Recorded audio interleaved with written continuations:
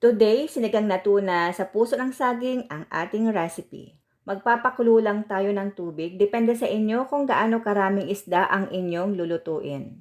Once na kumulo na ang ating tubig, ilagay na natin ang sibuyas, kamatis, at ang ating tuna. Gagamit ako dito ng 3 slice ng tuna. Ilagay na din natin ang puso ng saging. So ayan, babalatan nyo lang yan hanggang sa maabot nyo yung kulay puti na balat. Tapos hihiwain nyo lang ayon sa gusto nyo. Sunod natin ang radish at okra.